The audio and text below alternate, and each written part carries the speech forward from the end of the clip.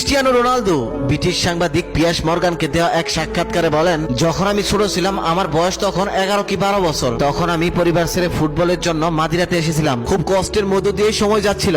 তখন আমার কাছে কোনো অর্থও ছিল না।